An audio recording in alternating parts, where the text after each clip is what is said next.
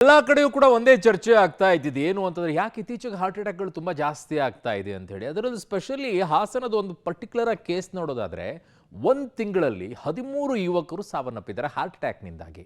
ಇದು ಬಹಳ ಬಹಳ ಶಾಕ್ ಆಯಿತು. ಎಲ್ಲರೂ ಕೇಳಕ್ಕೆ ಶುರು ಮಾಡಿದ್ರು, ಏನಾಯಿತು ಯಾಕೆ ಹಂಗೆ ಆಗ್ತಾ ಇದೆ ಅಂತ ಹೇಳಿ. ಅದಕ್ಕೆ ಒಂದು ವರದಿಯ ವೈದ್ಯರ ಟೀಮು ಇದ್ರ ಬಗ್ಗೆ ಒಂದು ವರದಿಯನ್ನು ರೆಡಿ ಮಾಡಿದ್ದಾರೆ. ಈ ವರದಿಯಲ್ಲಿ ಏನಿದೆ, ಯಾತಕ್ಕೋಸ್ಕರ ಯುವಕರು ಸಾವನ್ನಪ್ಪುವಂಥ ಪರಿಸ್ಥಿತಿ ಬಂತು, ವರದಿಯಲ್ಲಿ ಏನಿದೆ ಡೀಟೇಲ್ಸ್ ಇಲ್ಲಿದೆ ನೋಡಿ. ಹಾಸನದಲ್ಲಿ ಹೃದಯಾಘಾತಕ್ಕೆ ಒಂದೇ ತಿಂಗಳಲ್ಲಿ 13 ಸಾವು. ಕೋವಿಡ್ ಲಸಿಕೆ ಕಾರಣವಲ್ಲ ಅನ್ನೋದು ಮತ್ತೆ ದೃಢ. ಸಂಶೋಧಕರ ತನಿಖೆಯಲ್ಲಿ ಮಾಹಿತಿ ಬಯಲು. ಹೌದು, ಹಾಸನ ಜಿಲ್ಲೆಯಲ್ಲಿ ಒಂದೇ ತಿಂಗಳ ಅಂತರದಲ್ಲಿ 13 ಜನ ಹಠಾತ್ ಹೃದಯಾಘಾತದಿಂದ ಸಾವನ್ನಪ್ಪಿದ್ದಾರೆ. ಬಹಳಷ್ಟು ಮಂದಿ ಯುವಕರೇ ಸಾವನ್ನಪ್ಪಿರುವುದು ಜಿಲ್ಲೆಯ ಜನರು ಹಾಗೂ ರಾಜ್ಯದಲ್ಲೂ ಸಾಕಷ್ಟು ಆತಂಕ ಮನೆ ಮಾಡಿತ್ತು. ಅಲ್ಲದೆ ಕೋವಿಡ್ ಲಸಿಕೆ ಅಡ್ಡ ಪರಿಣಾಮದಿಂದ ಯುವಕರು ಹೃದಯಾಘಾತದಿಂದ ಸಾವನ್ನಪ್ಪುತ್ತಾ ಇದ್ದಾರೆ. ಈ ಬಗ್ಗೆ ತನಿಖೆ ಮಾಡಿ ಅಂತ ಸಿಎಂ ಸಿದ್ದರಾಮಯ್ಯ ಅವರಿಗೆ ಪತ್ರ ಕೂಡ ಬರೆಯಲಾಗಿತ್ತು. ಅದರಂತೆ ಸಿಎಂ ಅವರು ತನಿಖೆ ಮಾಡಿ ವರದಿ ಸಲ್ಲಿಸಲು ಮುಖ್ಯ ಕಾರ್ಯದರ್ಶಿಗೆ ಸೂಚಿಸಿದರು. ಬಳಿಕ 10 ವೈದ್ಯರ ನುರಿತ ತಂಡ ಯುವಕರ ಹಠಾತ್ ಸಾವಿನ ಬಗ್ಗೆ ತನಿಖೆ ಮಾಡಿದೆ.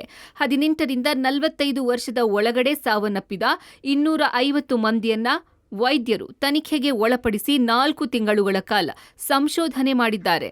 ತನಿಖಾ ವರದಿಯಲ್ಲಿ ಸ್ಫೋಟಕ ಮಾಹಿತಿಯೊಂದು ಹೊರಬಿದ್ದಿದೆ. ಸಂಶೋಧಕರು ಕೊಟ್ಟ ವರದಿಯಲ್ಲಿ ಏನಿದೆ? ಹೃದಯಾಘಾತಕ್ಕೆ ಯುವಕರು ಬಲಿಯಾಗೋದಕ್ಕೆ ಕೋವಿಡ್ ಲಸಿಕೆ ಕಾರಣ ಅಲ್ಲ. ಇದು ನಾವು ನಡೆಸಿದ ಸಂಶೋಧನೆಯಲ್ಲಿ ದೃಢಪಟ್ಟಿದೆ. ಕೋವಿಡ್ ಲಸಿಕೆ ಕಾರಣ ಅನ್ನೋದು ಸುಳ್ಳು.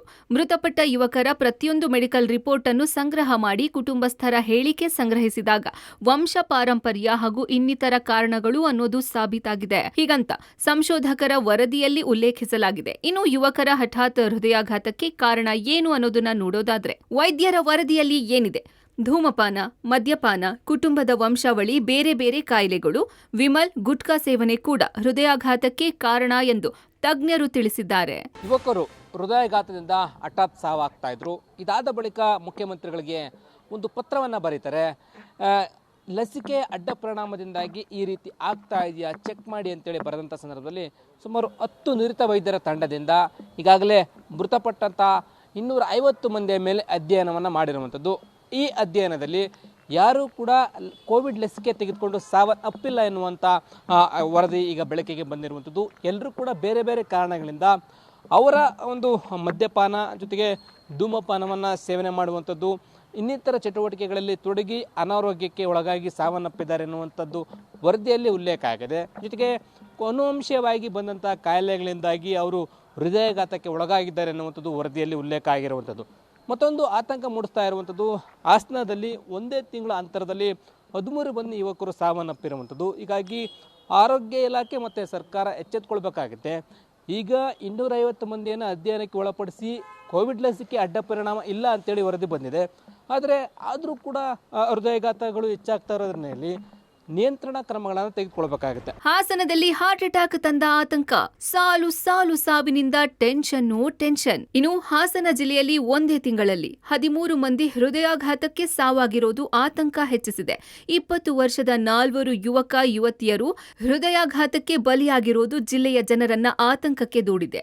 ಮೃತಪಟ್ಟವರು ಯಾರ್ಯಾರು ಅಂತ ನೋಡೋದಾದ್ರೆ ಹಠಾತ್ ಸಾವು, ಆತಂಕ. ಚೇತನ್, ನಿಷಾದ್ ಅಹಮದ್ ಹೃದಯಾಘಾತಕ್ಕೆ ಬಲಿ. ಇಬ್ಬರು 35 ವರ್ಷದ ಯುವಕರು. ಜಿಲ್ಲೆಯಲ್ಲಿ ಆತಂಕ.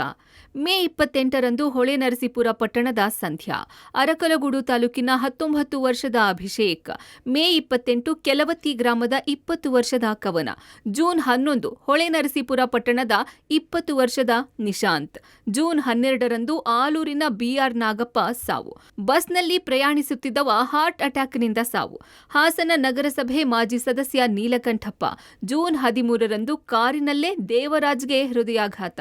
ಹಾಸನ ನಗರದ ತೆಲುಗರ ಬೀದಿಯ ಸತೀಶ್ ಸಾವು. ಜೂನ್ 14 ದೊಡ್ಡಪುರ ಗ್ರಾಮದ ಕಾಂತರಾಜು ಕೂಡ ಹೃದಯಾಘಾತದಿಂದ ಸಾವನ್ನಪ್ಪಿದ್ದಾರೆ. ಇನ್ನು ಈ ಯುವಕರು ಹೃದಯಾಘಾತಕ್ಕೆ ಬಲಿಯಾಗ್ತಾ ಇರೋದರ ಬಗ್ಗೆ ಹೃದ್ರೋಗ ತಜ್ಞರು ಹೇಳಿದ್ದೇನು? ಹೃದಯಾಘಾತ ತಡೆಗಟ್ಟುವಿಕೆ ಬಗ್ಗೆ ವೈದ್ಯರ ಅಭಿಪ್ರಾಯ ಹೀಗಿತ್ತು. ಹೆಚ್ಚು ಚಿಕ್ಕ ವಯಸ್ಸಿನವರೇ ಹಾರ್ಟ್ ಅಟ್ಯಾಕ್ಗೆ ಈಡಾಗ್ತಾ ಇದ್ದಾರೆ. ಇನ್ಫ್ಯಾಕ್ಟ್ ನಮ್ಮ ಹಾಸ್ಪಿಟಲ್ ಡೇಟಾ ತೆಗೆದುಕೊಂಡ್ರೆ ನಾವು nearly 30 to 40% of the admissions with heart attack are below 45.